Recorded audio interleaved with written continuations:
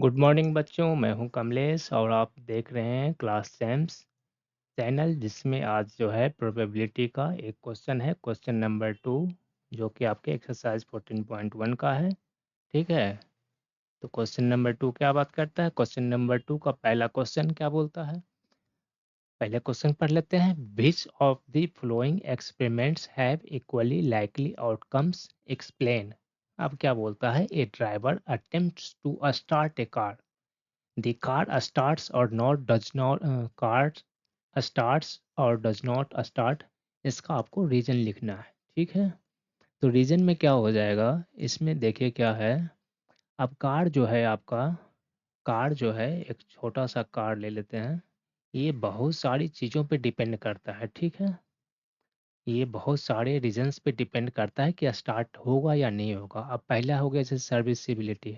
अगर car serviceable है, fully serviceable है, तो ये चालू होगा, अदरवाइज नहीं होगा। अगर कार खराब है तो बिल्कुल कितना बार चाबी लगा कर स्टार्ट करोगे तो स्टार्ट होने से रहा। फिर ऐसा ही कुछ रीजन है, जैसे उसमें फ्यूल होने चाहिए। है, फ्यूल होगा तभी तो स्टार्ट होगा। और भी कई सारे रीजन्स हैं। तो इसके जो है मल्टीपल रीजन्स हैं, इसलिए हम डिसाइड नहीं कर सकते कि इसका जो आउटकम आएगा इक्वली आएगा या नहीं आएगा। ठीक है, तो कुछ इस तरह से लिख सकते हैं आप आंसर में। This statement does not have equally likely outcomes as the car may or not start depending upon various factors like fuel, serviceability etcetera. ये आपका आंसर बन जाएगा पहले क्वेश्चन का।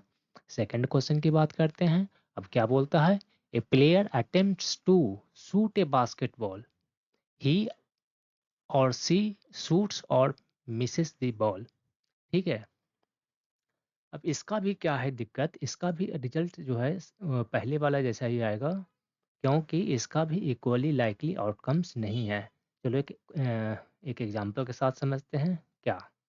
जैसे कि अगर प्लेयर बहुत बढ़िया है तो हो सकता है वो 10 टाइम्स में क्या है, 9 टाइम्स जो है बास्केटबॉल शूट कर देगा। आउट ऑफ 10 9 टाइम्स वो शूट कर देगा। अगर प्लेयर बिल्कुल ही बेकार है तो हो सकता है वो आउट ऑफ 10 वो 0 टाइम्स शूट कर पाए बास्केटबॉल को। तो इस तरह की प्रॉब्लम्स जो हैं आएंगी। मतलब यहाँ पे जो है इक्वली लाइकली आउटकम्स नहीं है। इक्वली लाइकली आउटकम्स कहाँ होता है? जहाँ पे कि फैक्टर्स केवल दो हों। जैसे कि आप कॉइन को टॉस करते हो तो उसमें क्या होते हैं? दो ही फैक्टर्स हैं। उसमें क्या होगा? या तो हेड आएगा या तो टेल आएगा। वैसे ही जैसे आप ट्रू और फॉल्स करते हो, तो या तो आप ट्रू करोगे या तो फॉल्स करोगे। ठीक है, तो जहाँ पे इक्वल आउटकम्स वहीं आएंगे जहाँ पे टू फैक्टर्स ही उसमें शामिल है।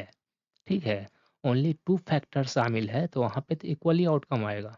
लेकिन अगर टू से ज़्यादा फैक्टर शामिल है या उसमें फैक्टर्स जो है बहुत अजीबोगरीब हैं, तो हम डिसाइड नहीं कर सकते कि इक्वली आउटकम जो रिजल्ट्स हैं इक्वल आएगा या नहीं आएगा उस इवेंट का।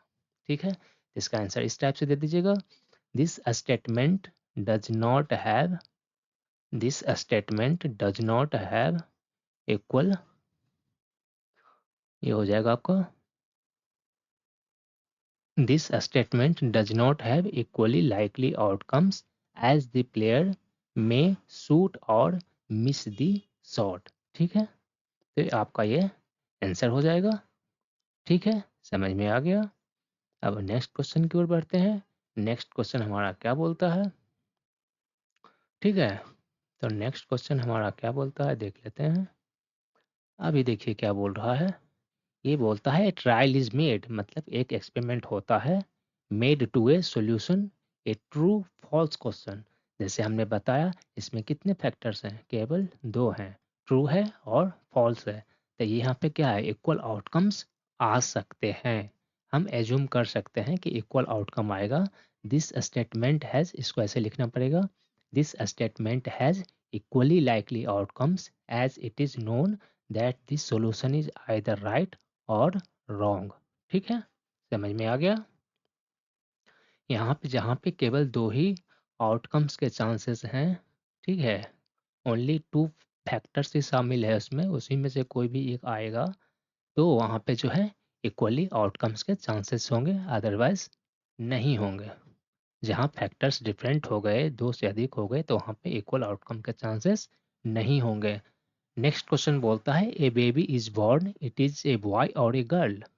ये आपको स्टेटमेंट में बताना है कि ये बेबी जो पैदा होगा ये बॉय होगा या गर्ल होगा, इसकी प्रोबेबिलिटी कितनी है। यहाँ पे भी हो गया आपका चांस जो है 50-50% है क्या, क्योंकि बेबी जो होगा आइदर बॉय होगा आइदर गर्ल होगा। तो यहाँ पे टोटल कितने हो गए आउटकम्स, जो टोटल रिजल्ट्स जो आने वाले हैं, दो में से ही कोई आएंगे, या तो बॉय आएगा या तो गर्ल आएगा। तो इसको हम इस टाइप से लिख पाएंगे, this statement also has equally likely outcomes as it is known that the newly born baby can either be a boy or a girl.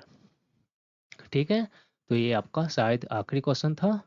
ये आपके प्रोबेबिलिटी का क्वेश्चन नंबर 2 जो है ये लास्ट ही था।